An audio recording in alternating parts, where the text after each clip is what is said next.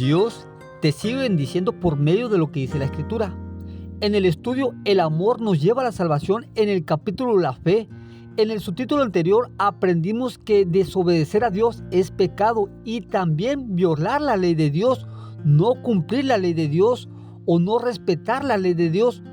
Los mandamientos de Dios, Satanás los ha violado desde el principio. Hoy el estudio en el subtítulo se llama Bajo la Gracia 3. Dios te sigue amando y te sigue bendiciendo. Damos gracias a Dios que nos da el privilegio de compartir su palabra. Venimos estudiando la fe. El subtítulo anterior se llamó Bajo la Gracia 2. Hoy el subtítulo se llama Bajo la Gracia 3. Romanos capítulo 6, versículos 14 y 15 dice la Escritura: el pecado no se enseñoreará de vosotros, pues no estamos bajo la ley, sino bajo la gracia. ¿Qué pues? ¿Pecaremos porque no estamos bajo la ley, sino bajo la gracia? De ninguna manera. Miren lo que dice Pablo. De ninguna manera. ¿Por qué?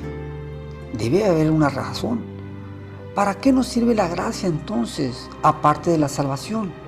Vayamos qué dice Tito capítulo 1, versículos 11 y 12, dice la Escritura: la gracia de Dios se ha manifestado para salvación a toda la humanidad y nos enseña que renunciando a la impiedad y a los deseos mundanos, vivamos en este siglo sobria, justa y piadosamente. Hermanos, la gracia sí es la salvación para la humanidad, pero también nos enseña a renunciar varios puntos. ¿Cuál dice? La impiedad, los malos deseos de este mundo, y que vivamos sobria, quiere decir limpios, justos, hermanos, justos, piadosamente. Entonces, el versículo 13 nos va a decir el por qué.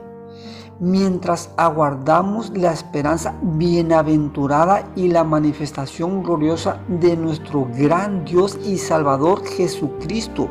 Hermanos, por eso tenemos que tener mucho cuidado qué es la gracia y qué es la ley y por qué van juntas. Por eso vamos a estudiar el próximo estudio Bajo la Gracia 4. Dios te siga bendiciendo.